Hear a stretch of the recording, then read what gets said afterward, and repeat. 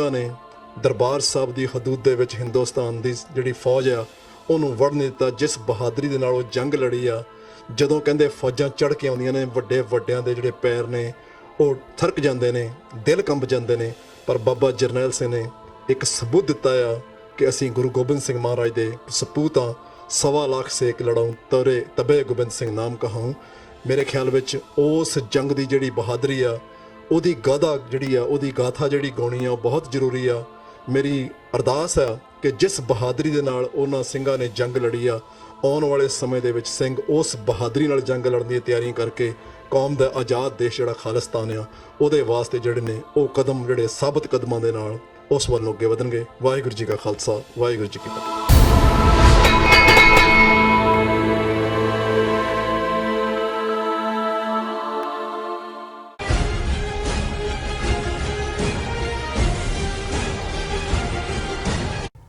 ਦਰਸ਼ਕੋ, break ਤੋਂ ਬਾਅਦ ਤੁਹਾਡਾ ਸਭ ਦਾ ਨਿੱਘਾ ਸਵਾਗਤ ਹੈ। ਜੋ ਅੱਜ ਦਾ ਪਹਿਲਾ ਇਸ਼ੂ ਸੀ ਉਹ ਇਹ ਸੀ ਕਿ ਮੋਦੀ ਦੀ ਜ਼ਹਿਰੀਲੀ ਜ਼ੁਬਾਨ ਨੇ ਪਾਕਿਸਤਾਨ ਦੇ ਪ੍ਰਧਾਨ ਮੰਤਰੀ ਨੂੰ ਦਿੱਤਾ ਜਵਾਬ, ਕਿਆ ਭਰੋਸੇ ਦਾ ਮਾਹੌਲ ਸਿਰਜਿਆ ਜਾਵੇ। ਸੋ ਇਸ ਉੱਪਰ ਡਾਕਟਰ ਸਾਹਿਬ ਨੇ ਆਪਣੇ ਵਿਚਾਰ ਦਿੱਤੇ ਨੇ। ਜੋ ਹੋਣ ਵਾਲਾ ਅਗਲਾ ਇਸ਼ੂ ਹੈ ਸੈਕਿੰਡ ਵਾਲਾ, ਉਸ ਉੱਪਰ ਆਪਾਂ ਡਾਕਟਰ ਸਾਹਿਬ ਦੇ ਉਹਨਾਂ ਤੋਂ ਵਿਚਾਰ ਸੁਣਦੇ ਹਾਂ। ਉਸ ਤੋਂ ਪਹਿਲਾਂ ਅਸੀਂ ਆਪਣੇ ਦਰਸ਼ਕਾਂ ਤੇ ਸਰੋਤਿਆਂ ਨੂੰ ਦੱਸ ਦਈਏ, ਵਿਊਅਰਸ, ਜੇ ਤੁਸੀਂ TV 84 ਨਾਲ ਜਾਂ ਪ੍ਰੋਗਰਾਮ ਸੱਚੋ ਸੱਚ ਨਾਲ ਫੇਸਬੁੱਕ ਰਾਹੀਂ ਜੁੜੇ ਤਾਂ ਇਸ ਨੂੰ ਵੱਧ ਤੋਂ ਵੱਧ ਲਾਈਕ ਕਰੋ ਤੇ ਸ਼ੇਅਰ ਕਰੋ ਅਤੇ ਨਾਲ ਹੀ YouTube ਤੇ ਸਬਸਕ੍ਰਾਈਬ ਵੀ ਕਰੋ। ਇਹ ਵੀ ਅਸੀਂ ਆਪਣੇ ਦਰਸ਼ਕਾਂ ਨੂੰ ਦੱਸ ਦਈਏ ਕਿ ਤੁਸੀਂ TV 84 ਦੀ ਐਪ ਨੂੰ ਐਂਡਰੋਇਡ ਐਂਡ ਐਪ ਸਟੋਰ ਤੇ ਡਾਊਨਲੋਡ ਕਰਕੇ TV 84 ਦੀ ਜੋ ਲਾਈਵ ਸਟ੍ਰੀਮ ਹੈ ਉਸ ਨੂੰ 24 ਆਵਰਸ ਦੇਖ ਸਕਦੇ ਹੋ। ਹੁਣ ਆਪਾਂ ਜੋ ਅੱਜ ਦਾ ਸੈਕਿੰਡ ਵਾਲਾ ਇਸ਼ੂ ਹੈ ਉਸ ਉੱਪਰ ਆਪਾਂ ਡਾਕਟਰ ਸਾਹਿਬ ਕੋਲ ਉਹਨਾਂ ਦੇ ਵਿਚਾਰ ਸੁਣਦੇ ਹਾਂ। ਤੁਸੀਂ ਸਾਨੂੰ ਇਸੇ ਤਰ੍ਹਾਂ ਬਣੇ ਰਹਿਣਾ।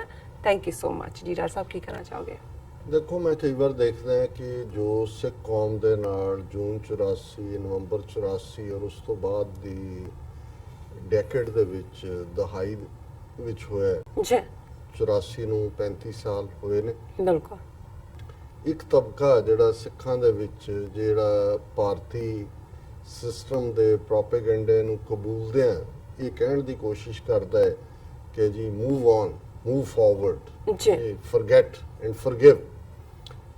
ਜਦੋਂ ਅਸੀਂ ਬਾਕੀ ਮੁਲਕਾਂ ਦੇ ਵਿੱਚ ਜਾਂ ਜਿੱਥੇ ਜਿੱਥੇ ਜ਼ਬਰ ਜ਼ਿਆਦਤੀਆਂ ਕਈ ਸਦੀਆਂ ਪਹਿਲਾਂ ਹੋਈਆਂ ਨੇ, ਬਿਲਕੁਲ, ਉੱਥੇ ਵੀ ਜਿਹੜੀਆਂ ਜ਼ਿੰਮੇਵਾਰ ਹਕੂਮਤਾਂ ਨੇ, ਜ਼ਿੰਮੇਵਾਰ ਲੋਕ ਨੇ, ਉਹ ਉਹਨਾਂ ਮਾਮਲਿਆਂ ਨੂੰ ਦੁਬਾਰਾ ਸਮਝਣ ਦੀ ਕੋਸ਼ਿਸ਼ ਕਰਦੇ ਨੇ। ਜੀ, ਜੋ ਗੁਨਾਹ ਹੋਏ ਉਹਨੂੰ ਇਮਾਨਦਾਰੀ ਨਾਲ ਕਬੂਲ ਕਰਦੇ ਨੇ। ਕੁਝ ਹਾਲਤਾਂ ਦੇ ਵਿੱਚ ਕੰਪਨਸੇਸ਼ਨ ਦੀ ਗੱਲ ਵੀ ਹੁੰਦੀ ਹੈ ਔਰ ਹਿਸਟਰੀ ਨੂੰ ਉਹ ਰੀਸੈਟ ਕਰਦੇ ਨੇ ਠੀਕ ਪਰਸਪੈਕਟਿਵ ਦੇ ਵਿੱਚ, ਪਹਿਲੇ ਹਿੱਸੇ ਨੂੰ ਮਿਟਾ ਕੇ ਜਿਹਦੇ 'ਚ ਕਿ ਵਨ ਸਾਈਡਡ ਵਰਜ਼ਨ ਸੀ। ਜੀ, ਸੋ ਜ਼ਾਹਰ ਹੈ ਜਦੋਂ ਅਸੀਂ ਅਮਰੀਕਾ ਦੀ ਹਿਸਟਰੀ ਦੀ ਗੱਲ ਕਰਦੇ ਹਾਂ, 1492 ਦੇ ਵਿੱਚ ਕੋਲੰਬਸ ਅਮਰੀਕਾ ਦੇ ਵਿੱਚ ਆਉਂਦਾ ਹੈ ਔਰ ਇਸ ਗੱਲ ਨੂੰ ਵੀ ਲਗਭਗ ਹੁਣ 5 ਸਦੀਆਂ ਹੋ ਗਈਆਂ ਨੇ। ਫਿਰ ਬਾਅਦ ਦੇ ਵਿੱਚ ਕੀ ਹੋਇਆ, ਕਿਵੇਂ ਜਿਹੜੇ ਪਿਲਗ੍ਰਿਮਸ ਆਏ ਔਰ ਕਿਵੇਂ ਜਿਹੜੇ ਇੱਥੋਂ ਦੇ ਲੋਕਲ ਰਹਿਣ ਵਾਲੇ ਸੀ ਜਿਨ੍ਹਾਂ ਨੂੰ ਕੋਲੰਬਸ ਨੇ ਰੈੱਡ ਇੰਡੀਅਨ ਕਿਹਾ ਸੀ,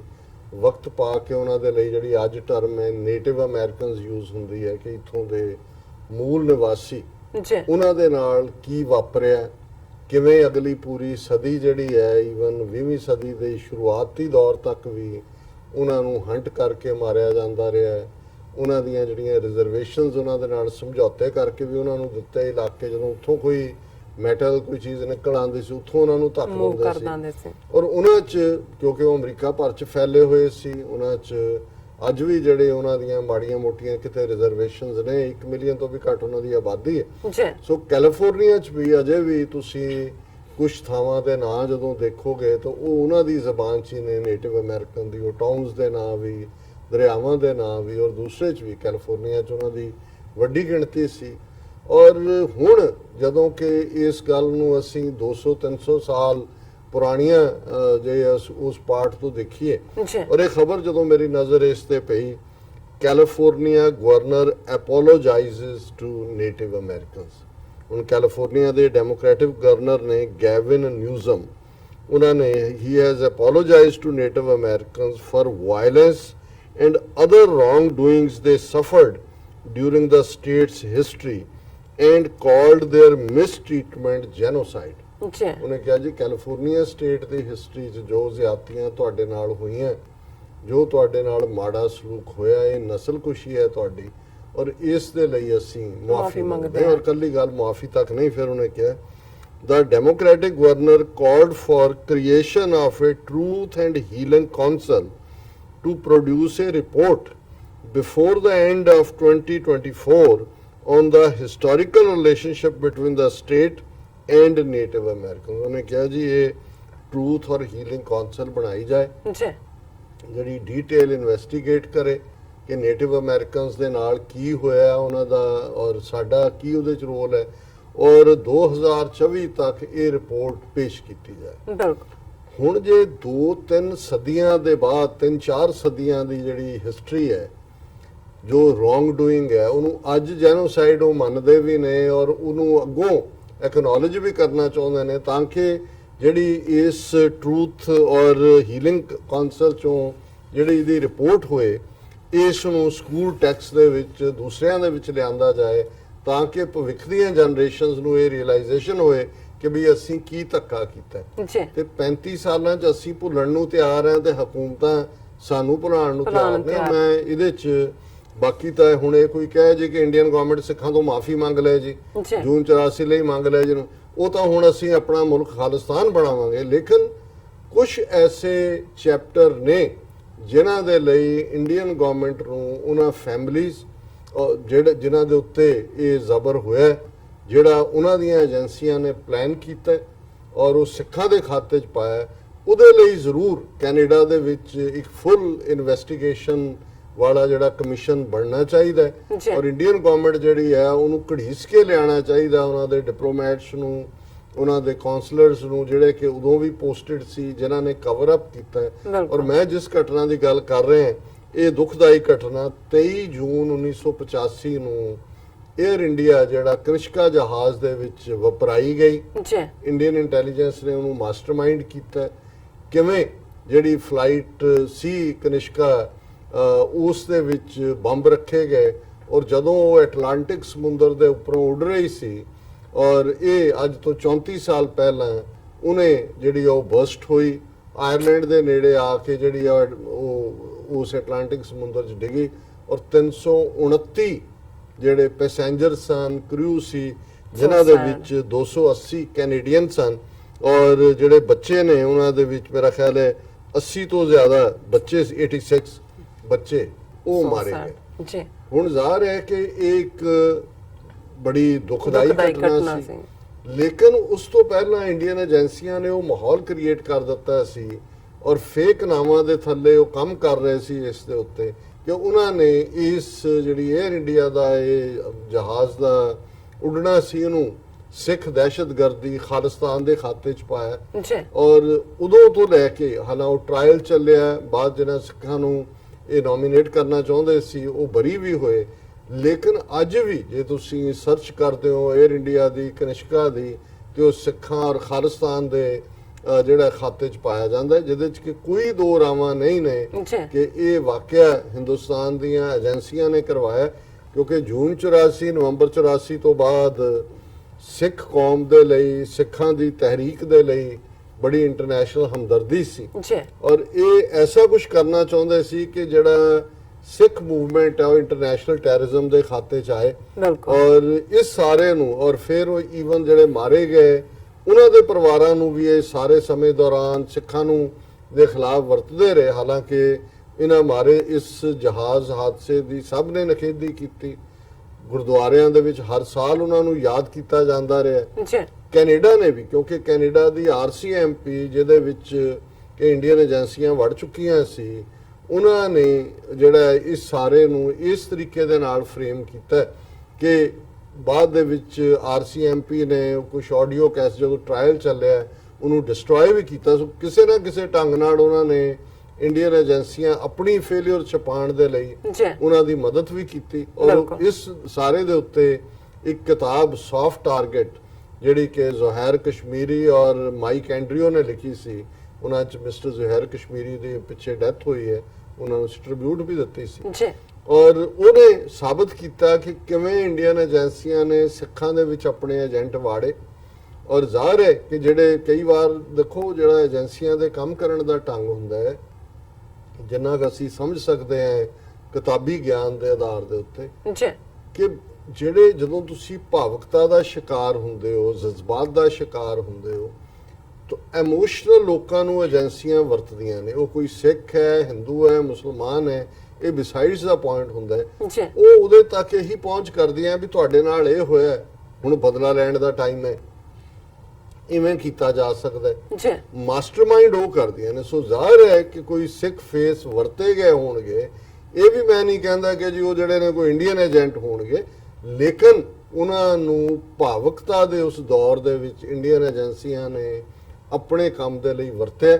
ਔਰ ਈਵਨ ਇਹ ਵਾਕਿਆ ਹੋਣ ਤੋਂ ਬਾਅਦ ਇੱਕ ਭਾਰਤ ਦਾ ਡਿਪਲੋਮੈਟ ਪੱਗ ਵਾਲਾ, ਆਲੂਵਾਲੀਆ ਨਾਂ ਦਾ, ਉਹਨੂੰ ਈਵਨ ਕੈਨੇਡੀਅਨ ਗਵਰਨਮੈਂਟ ਨੇ ਪਰਸੋਨਾ ਨਾਨ ਗ੍ਰੈਟਾ ਕਹਿ ਕੇ ਕੈਨੇਡਾ ਚੋਂ ਬਾਹਰ ਕੱਢ ਦਿੱਤਾ ਸੀ। ਸੋ ਜ਼ਾਹਿਰ ਹੈ ਕਿ ਕੈਨੇਡੀਅਨ ਏਜੰਸੀਆਂ ਨੂੰ ਪਤਾ ਸੀ ਕਿ ਇੰਡੀਅਨ ਏਜੰਸੀਆਂ ਕਿਵੇਂ ਇਨਫਿਲਟਰੇਟ ਕਰ ਚੁੱਕੀਆਂ ਨੇ। ਜੀ ਔਰ ਈਵਨ ਜੇ ਸੌਫਟ ਟਾਰਗੇਟ ਦੇ ਹਵਾਲੇ ਨਾਲ ਦੇਖੀਏ ਕਿ ਈਵਨ ਜਿਹੜੀ ਵੈਸਟਰਨ ਗੁਰਦੁਆਰਾ ਟੋਰਾਂਟੋ ਦੇ ਵਿੱਚ ਵਾਇਲੈਂਸ ਹੋਈ ਲੇਟ 70s ਅਰਲੀ 80s, ਉਦੋਂ ਹੀ ਉਹ ਸਾਰੇ ਗੁਰਦੁਆਰਿਆਂ ਦੇ ਵਿੱਚ ਵੜ ਚੁੱਕੇ ਸੀ। ਸੋ ਹੁਣ ਜਿਹੜਾ ਇਸ ਪਾਰਟ ਨੂੰ ਅਸੀਂ ਸਮਝਦੇ ਹਾਂ ਕਿ ਵੀ ਜਿਹੜੇ ਮਾਰੇ ਗਏ ਉਹਨਾਂ ਦੇ ਲਈ ਹਮੇਸ਼ਾ ਹੀ ਹਮਦਰਦੀ ਹੈ, ਉਹਨਾਂ ਦੇ ਪਰਿਵਾਰਾਂ ਨਾਲ ਵੀ ਹੈ। 2007 ਦੇ ਵਿੱਚ ਟੋਰਾਂਟੋ ਦੀ ਹੰਬਰ ਬੇ ਪਾਰਕ 'ਚ ਇੱਕ ਮੈਮੋਰੀਅਲ ਉਹਨਾਂ ਮਾਰੇ ਗਏ ਜਿਹੜੇ ਬੇਗੁਨਾਹ ਲੋਕ, ਉਹਨਾਂ ਦੀ ਯਾਦ 'ਚ ਬਣੀ। ਔਰ ਬੇਸ਼ੱਕ ਇੰਡੀਅਨ ਕੌਂਸੂਲੇਟ ਔਰ ਦੂਜੇ ਉਹ ਸਾਰੇ ਮੋਨੂਮੈਂਟ ਨੂੰ ਆਪਣਾ ਝੂਠ ਵੇਚਣ ਲਈ ਵਰਤਦੇ ਰਹੇ, ਪਰ ਪਿਛਲੇ ਸਾਲ ਤੋਂ ਇਹ ਐਫਰਟ ਸਿੱਖਾਂ ਵੱਲੋਂ ਟੋਰਾਂਟੋ ਦੇ ਕੀਤਾ ਗਿਆ। ਔਰ ਇਸ ਦੇ ਲਈ ਜਿਹੜਾ ਖਾਸ ਤੌਰ ਤੇ ਸਿੱਖ ਬਾਡੀ ਯੂਨਾਈਟਿਡ, ਮੈਂ ਉਹਨਾਂ ਦਾ ਐਗਜ਼ੈਕਟ ਨਾਮ United Front of Sikhs Canada, Sukhminder Singh Hansra ਜਿਹਦੀ ਰੂਹੇ ਰਵਾਨ ਹੈ, ਬਾਕੀ ਹੋਰਨਾਂ ਦੇ ਨਾਲ ਵੀ, ਉਹਨਾਂ ਨੇ ਇੱਕ ਚੰਗੀ ਪਿਰਤ ਪਾਈ ਕਿ ਵੀ ਬਜਾਏ ਸਾਨੂੰ ਹਰ ਵਾਰ ਬਦਨਾਮ ਕਰਨ ਤੇ ਲੱਗੇ ਹੋਏ ਨੇ ਕਿ ਅਸੀਂ ਇਸ ਗੱਲ ਦੀ ਮੰਗ ਕਰੀਏ ਕਿ ਇੱਕ ਰੀ ਇਨਵੈਸਟੀਗੇਟ ਕੀਤਾ ਜਾਏ ਸਾਰੇ ਨੂੰ। ਇਹ ਜਿਹੜੇ ਪਹਿਲੇ ਸਾਰੇ ਨੇ ਕਮਿਸ਼ਨ ਔਰ ਦੂਜੇ ਤੀਜੇ, ਉਹ ਸਾਰਿਆਂ ਨੇ ਪਰਦਾਪੋਸ਼ੀ ਕੀਤੀ ਹੈ। ਔਰ ਨਾਲ ਦੀ ਨਾਲ ਉਹਨਾਂ ਨੇ ਇਸ ਦੇ ਉੱਤੇ ਜਿਵੇਂ ਜਿਹੜਾ ਕੱਲ ਦਾ ਦਿਨ ਹੈ 23 ਜੂਨ ਨੂੰ ਇਹ ਵਾਪਰਿਆ, ਔਰ ਉਹਨਾਂ ਦੀ ਜਿਹੜੀ ਪ੍ਰੈਸ ਰਿਲੀਜ਼ ਹੈ ਉਹਦੇ 'ਚ ਇਹ ਹੈ ਕਿ ਸਿੱਖ community in Greater Toronto area plans to hold a second candlelight vigil for the victims of Air India Flight 182 at the Memorial Monument at Humber Bay Park West on June 22nd at 6:30 p.m. Candles will be lit and prayers said for the 329 people killed. So ਜ਼ਾਹਿਰ ਹੈ ਕਿ 22 ਜੂਨ ਨੂੰ ਉਹਨਾਂ ਦੇ ਯਾਦ ਦੇ ਵਿੱਚ ਇੱਕ ਕੈਂਡਲ ਲਾਈਟ ਵਿਜ਼ਨ ਪਿਛਲੇ ਸਾਲ ਵੀ ਉਹਨਾਂ ਨੇ ਕੀਤਾ ਸੀ। ਔਰ ਇਸ ਸਾਰੇ ਦੇ ਵਿੱਚ ਜਿਹੜੀ ਉਹਨਾਂ ਦੀ ਸਰਦਾਰ ਸੁਖਵਿੰਦਰ ਸਿੰਘ ਹੰਸਰਾ ਉਹਨਾਂ ਦੀ ਸਟੇਟਮੈਂਟ ਹੈ, ਉਹਨਾਂ ਨੇ ਬਿਲਕੁਲ ਕਲੀਅਰਲੀ ਕਿਹਾ the wounds will never fully heal until we determine who planned, funded and executed this horrific terrorist act. ਕਿ ਜ਼ਖਮ ਕਦੇ ਵੀ ਨਹੀਂ ਭਰਨਗੇ ਜਦੋਂ ਤੱਕ ਅਸੀਂ ਇਸ ਨਿਰਣੇ ਦੇ ਉੱਤੇ ਸੱਟਾ ਨਹੀਂ ਕੱਢਦੇ ਕਿ ਭਾਈ ਕਿਹਨੇ ਇਹਨੂੰ ਪਲਾਨ ਕੀਤਾ, ਕਿਹਨੇ ਫੰਡ ਕੀਤਾ, ਕਿਹਨੇ ਇਸ ਜਿਹੜਾ ਇੱਕ ਖੌਫਨਾਕ ਦਹਿਸ਼ਤਗਰਦੀ ਵਾਲਾ ਐਕਟ ਹੈ ਉਹ ਕੀਤਾ। ਔਰ ਉਹਨੇ ਕਿਹਾ ਵੀ RCMP ਜਿਹੜੀ ਹੈ ਸਟਿਲ ਉਹਦੀ ਔਨਗੋਇੰਗ ਇਨਵੈਸਟੀਗੇਸ਼ਨ ਹੈ ਔਰ we feel a new commission of inquiry with an absolute mandate will shed new light. Let's have an honest and open dialogue that explores all the possibilities. उन्होंने कहा जी full powered commission बिठाओ और ये determine करो भी ਇਹਦੇ behind ਕੌਣ ਹੈ। ਸੋ ਅਸੀਂ ਮੁਬਾਰਕਬਾਦ ਵੀ ਦਿੰਦੇ ਸਿੱਖ ਜਥੇਬੰਦੀਆਂ ਨੂੰ ਜਿਨ੍ਹਾਂ ਨੇ ਠੀਕ ਇਹ ਪਹੁੰਚ ਲੈਂਦੇ ਆ ਪਿਛਲੇ ਸਾਲ ਇਹ ਕੈਂਡਲ ਲਾਈਟ ਵਿਜਲ ਔਰ ਯਾਦ ਕਰਨਾ ਮੋਨੂਮੈਂਟ ਦੇ ਉੱਤੇ ਜਾ ਕੇ। ਹਾਲਾਂ ਉਦੋਂ ਪਿਛਲੇ ਸਾਲ ਮੈਨੂੰ ਯਾਦ ਹੈ ਕਿ ਇਸ ਦਾ ਵਿਰੋਧ ਵੀ ਕੀਤਾ, ਕਈਆਂ ਨੇ ਇਹ ਕਹਿਣ ਦੀ ਕੋਸ਼ਿਸ਼ ਕੀਤੀ ਕਿ ਦੇਖੋ ਜੀ ਇਹ ਤਾਂ ਕਾਤਲਾਂ ਦੇ ਸਾਥੀ ਨੇ ਔਰ ਇਹ ਕਰ ਰਹੇ ਨੇ। ਪਰ ਮੈਂ ਸਮਝਦਾ ਵੀ ਜਿਹੜੇ ਜੈਨੂਇਨ ਲੋਕ ਨੇ ਉਹ ਸਮਝਦੇ ਨੇ ਕਿ ਭਾਈ ਇਹ ਕਾਰਾ ਹੀ ਜਿਹੜਾ ਉਹ ਇਹਨਾਂ ਦਾ ਰਾਹ ਦਾ ਸੀ। ਔਰ ਅਸੀਂ ਸਮਝਦੇ ਹਾਂ ਕਿ ਜਿੱਥੇ ਅੱਜ ਤੱਕ ਵੀ ਜੇ ਜੂਨ 84 ਨਵੰਬਰ 84 ਸਿੱਖ ਨਸਲ ਕੁਸ਼ੀਆਂ ਦੀ ਅਸੀਂ ਗੱਲ ਕਰਦੇ ਹਾਂ, ਕੋਈ ਉਹਦੇ ਤੇ ਇਨਵੈਸਟੀਗੇਸ਼ਨ ਨਹੀਂ, ਕੋਈ ਜਿਹੜੇ ਨੇ ਅਸਲ ਦੋਸ਼ੀ ਨਹੀਂ। ਇਸੇ ਤਰ੍ਹਾਂ ਇਹ ਜਿਹੜਾ ਜੂਨ ਦੇ ਵਿੱਚ 23 ਜੂਨ ਦਾ 1985 ਦਾ ਕੰਡੈਮਨੇਬਲ ਕਾਰ ਹੈ, ਇਸ ਦੇ ਅਜੇ ਅਸਲ ਦੋਸ਼ੀ ਜਿਹੜੇ ਨੇ ਉਹ ਜਿਹੜੀ ਹੈ ਗ੍ਰਿਫਤ ਤੋਂ ਬਾਹਰ ਨੇ ਔਰ ਉਹਦੇ ਤੇ ਸਿਰਫ ਇਹਨਾਂ ਨੇ ਗੋਂਗਲੂਆਂ ਤੋਂ ਮਿੱਟੀ ਲਾਉਣ ਦੀ ਕੈਨੇਡੀਅਨ ਗਵਰਨਮੈਂਟ ਨੇ ਵੀ, ਹਾਲਾਂਕਿ ਸਭ ਤੋਂ ਜ਼ਿਆਦਾ ਖਰਚੇ ਵਾਲੀ ਇਨਵੈਸਟੀਗੇਸ਼ਨ ਇਸ ਕੇਸ ਦੇ ਵਿੱਚ ਹੋਈ ਪਰ ਜਦੋਂ ਤੁਸੀਂ ਫਾਈਲਸ ਹੀ ਡਿਸਟਰੋਏ ਕਰ ਦਿੰਦੇ ਹੋ, ਆਡੀਓ ਫਾਈਲਸ ਡਿਸਟਰੋਏ ਕਰਦੇ ਹੋ, ਤੁਸੀਂ ਜਿਹੜੇ ਅਸਲੀ ਸੀ, ਜੇ ਹੁਣ ਸੌਫਟ ਟਾਰਗੇਟ ਵਾਲੇ ਕਹਿ ਰਹੇ ਨੇ ਕਿ ਵੀ ਇਹ ਬੱਸਾਂ ਲੈ ਜਾਓ ਹਾਈ ਕਮਿਸ਼ਨ ਔਰ ਕੌਂਸੂਲੇਟ 'ਚ, ਤੇ ਟਨਸ ਆਫ ਐਵੀਡੈਂਸ ਉੱਥੇ ਪਿਆ, ਤੇ ਜਿਹੜੇ ਈਵਨ ਚਲੇ ਗਏ, ਜਿਹੜੇ ਡਿਪਲੋਮੈਸੀ ਜਿਹਨਾਂ ਦਾ ਖਤਰਾ, ਉਹਨਾਂ ਦੀ ਕਿਉਂ ਨਹੀਂ ਇਮਿਊਨਿਟੀ ਖਤਮ ਕਰਕੇ, ਜਾਂ ਜਿਹੜੇ ਸਰਵਿੰਗ ਵੀ ਨੇ ਉਹਨਾਂ ਨੂੰ ਕਟਹਿਰੇ 'ਚ ਕਿਉਂ ਨਹੀਂ ਖੜਾ ਕੀਤਾ ਗਿਆ? ਜੀ ਬਿਲਕੁਲ। ਔਰ ਇਸ ਤੋਂ ਜ਼ਾਹਿਰ ਹੈ ਕਿ ਵੀ ਕਿਤੇ ਨਾ ਕਿਤੇ ਕੈਨੇਡੀਅਨ ਗਵਰਨਮੈਂਟ ਦੀ ਆਪਣੀ ਜੇ ਕੰਪਲਿਸਿਟੀ ਨਾ ਵੀ ਹੋਏ, ਤੇ ਉਹ ਜਿਹੜਾ ਉਹਨਾਂ ਦਾ ਆਪਣੀ ਜਿਹੜੀ ਹੈ ਫੇਲਿਅਰ ਹੈ ਕਿ ਉਹ ਇਸ ਗੱਲ ਦਾ ਅੰਦਾਜ਼ਾ ਹੀ ਨਹੀਂ ਲਾ ਸਕੇ ਕਿ ਕਿਸ ਹੱਦ ਤੱਕ ਜਾ ਕੇ ਇੰਡੀਅਨ ਏਜੰਸੀਆਂ ਇਨਫਿਲਟਰੇਟ ਕਰ ਰਹੀਆਂ, ਉਹਨੂੰ ਕਵਰ ਅਪ ਕਰਨ। ਜੀ ਰਾਜ ਸਾਹਿਬ, ਤੁਹਾਡਾ ਬਹੁਤ ਬਹੁਤ ਸ਼ੁਕਰੀਆ। ਤੁਸੀਂ ਦੂਸਰਾ ਇਸ਼ੂ ਸਾਡੇ ਦਰਸ਼ਕਾਂ ਨਾਲ ਸਾਂਝਾ ਕੀਤਾ। ਇੱਥੇ ਲੈਣੇ ਬ੍ਰੇਕ ਤੋਂ ਪਹਿਲਾਂ ਅਸੀਂ ਆਪਣੇ ਦਰਸ਼ਕਾਂ ਤੇ ਸਰੋਤਿਆਂ ਨੂੰ ਫਿਰ ਦੁਬਾਰਾ ਅਪੀਲ ਤੇ ਬੇਨਤੀ ਕਰਦੀ ਹੈ ਵਿਊਅਰਸ, ਜਿਸ ਤਰ੍ਹਾਂ ਕਿ ਤੁਸੀਂ ਜਾਣਦੇ ਹੋ ਕਿ ਟੀਵੀ 84 ਮਨੁੱਖੀ ਹੱਕਾਂ ਦਾ ਪਹਿਰੇਦਾਰ ਹੈ।